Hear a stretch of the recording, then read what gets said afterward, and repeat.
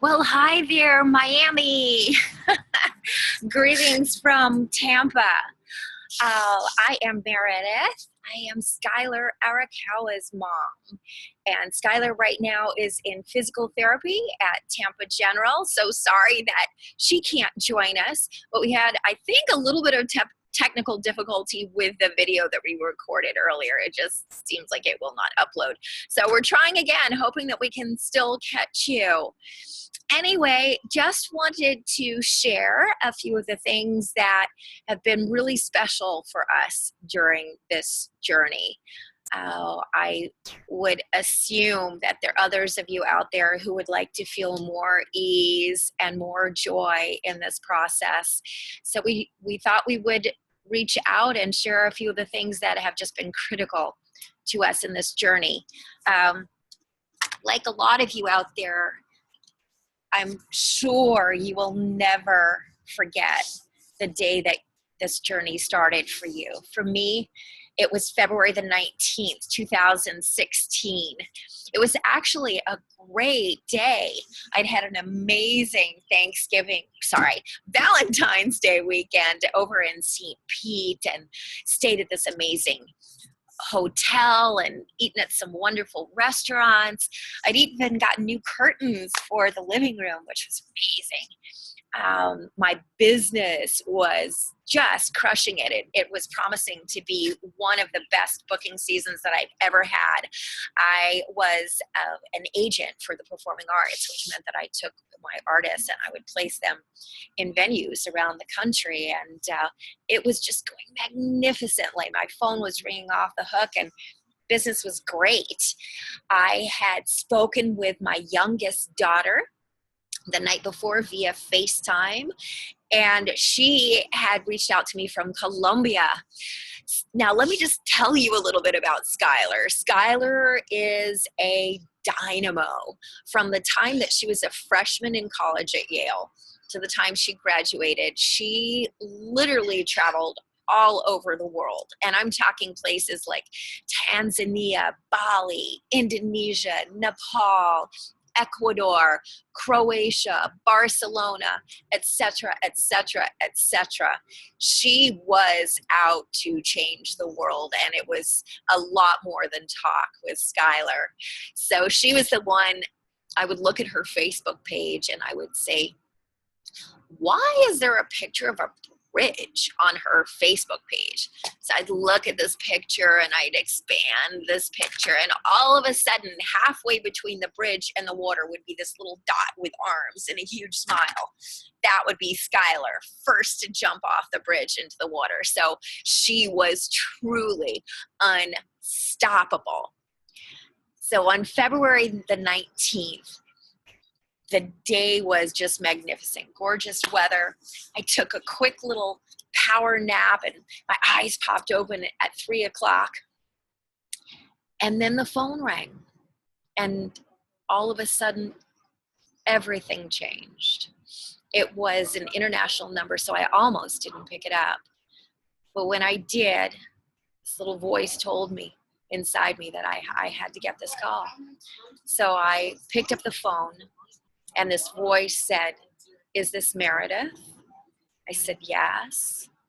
The voice said, "This is Dana, Schuyler's friend." And I knew. I just knew. I said, "What's happened?" She said, "There's been an accident."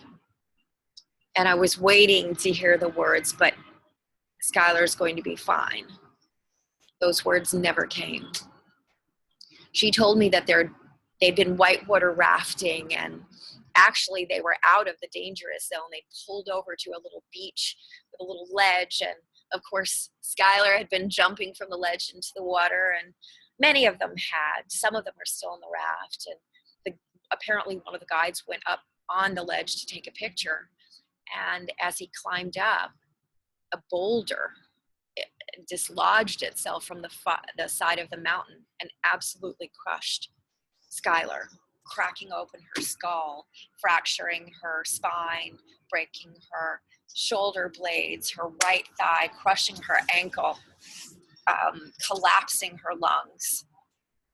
It was a miracle that she made it the hour to this tiny little regional hospital in Colombia. And even more miraculous that not only did they have an ICU there, but they happened to have one of the top professors of neurology from the University of Bogota had retired to that location. I'm sure many of you in this room remember that feeling.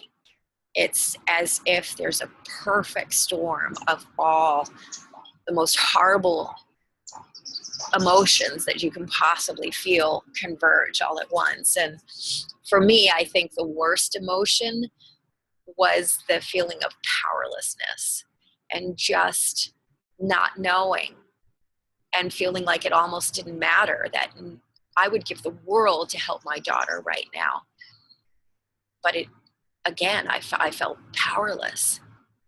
I don't have time to go into all the details, but there are a couple of things that I do want to touch on. And one was that I actually did have to go in my mind a couple places I really didn't want to go. When I heard that her chances of survival were iffy at best, I had to go within myself and ask myself, what if she doesn't make it? What will I make her life mean to me? I mean, this is a girl who in 22 years had already accomplished more toward achieving her dreams than most people accomplish in a lifetime, and certainly more than I had accomplished, and more than twice that. I talked about it a lot, but actually, as I looked back, for me, there had always been reasons why I couldn't do it, why I couldn't make it happen now. Schuyler didn't listen to those. Those hadn't been who she was and what she was about. So how then could I possibly make her 22 years, if she didn't make it, culminate to simply mean that she was a child whose 22 years meant that her mom would go through the rest of her mom's life saying, I am the mother of a child who was killed by a boulder. That was absurd. It was ludicrous. That was so far from who she was and who I wanted to remember her to be, and what I wanted her life to mean, that I knew instantly that the only way that I could honor my child and her life, the only way that I could give strength to this situation, was to go back to my own mission and my own passion to change the world, my own passion in the law of positivity. So that's where I went, deep inside of me. I had seen evidence upon evidence that when that which you focus upon expands. It doesn't matter whether you're driving a car. If you look to the side of the road, the car is going to go that direction. That's the way we're wired. So that's the way I began to run. So it was a cool knowing. In fact, it was almost a gratitude of every horrible incident that had ever gone on in my life before. I realized that had none of those happened, I would not be in this perfect place that I was right now to be her mother and to carry this message forward. So I did reach out. I reached out via the Facebook community for help. Initially, it was saying, my daughter's been in a critical accident. Is there anyone who has this kind of experience? I would urge you, no matter what part you are in of your journey, it is never too early to reach out. It's never too late to reach out, because some of the angels in our story, some of the biggest angels in our story, I did not even know before this journey began. I promise you, the world will move miracles to make things happen for you. Along those lines, moving forward in our story, as we started to as Schuyler started to recoup and she was officially released as an inpatient of rehab, I can tell you that was one of the most overwhelming times for me. She seemed in no condition to be trusted in my care. It was not unlike the first time I brought my first child home, when I thought, oh my God, how am I ever going to keep this little baby alive? It was the same thing for Schuyler. However, what I did differently, what I knew this time, is I did reach out. I did accept help from people who were willing to help me. And I actually have learned a lot along those lines. There are actually some websites that can really, really help in the process, because you see, a lot of times people want to help you. They don't necessarily have money or want to just throw cash your way. So there are definitely some options. There's a wonderful website called Registrycom, which typically is used for wedding and baby showers, but it has one section called Wish List that can hook up to any store in the world, including medical supplies. So if you're interested, I put together a list, a mock list of the things that really were critical for us in making the transition. Please feel free to email me at Meridith, spelled Meridith, at ilovemyimpossible.com, and I will shoot you the sample. It has multiple sets of sheets, bed pads, little individual smoothie blender sort of things, protein powder, even intangibles, people who cannot give you an actual thing or an actual financial gift. Just have them come over and walk the dog, or be in the house during the nap, so you can go and get a shoulder massage, or just even walk outside. Having someone bring you a load of groceries. There are so many creative ways that you, as the caregiving team and the patient, can uplift your mindset.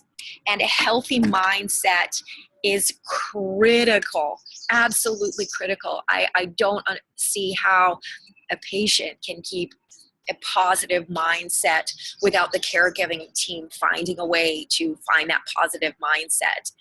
There are some amazing programs out there. There's Love Your Brain, founded by Kevin Pierce, the snowboarder who had the TBI. They have pockets of adaptive yoga all over the country that's available for both caregivers and patients to take. Schuyler has been taking them when she could barely sit up. So anything and everything is possible. Another thing that's been really, really important and critical for Schuyler and for me is to live in the present. There's a reason why today is called the present, because it is a gift. Live in the now, and you will find humor in places that you didn't expect it. Forget about what used to be, because quite honestly, if you remember when it was back then, without any of these challenges that you have now, things weren't always perfect. Things weren't always that great. So it's not the physical condition of your body. It's your mind. It's your ability to see joy right here, right now, that's going to make the difference. And it's the ability for you to identify your mission, whether you're the caregiver or the patient. That is your power. If there's a reason, if there's a purpose for you every single minute of your day, other than this journey, you're bigger than this journey, believe it or not. No matter how formidable it seems, there is a reason, there is a calling. This dream has chosen you because of who you are and because of your power. So live in it. Forget about the future. One of my favorites, in fact, two of my favorite sayings about worrying about the future are written by Mark Twain. One, he says, I've had many, many, many worries in my life, most of which never happened. And then he goes on to say that worrying is like paying a debt that you do not owe. So stop it. We're trained to do it. We've been trained since an early age to look for all the things that could, quote unquote, get us killed. It's enough already. enough already. Our fears are meant to protect us, but not to stop us from living. So if there's one last thing that I want to finish up with, it would be to say that it's not in spite of our boulders that we succeed.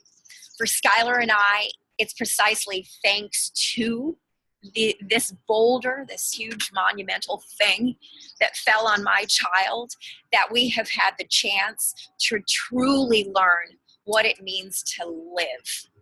So go out, embrace your boulder, embrace your day, whatever your journey is. It's perfectly imperfect, and it is so ripe with joy and so ripe with potential.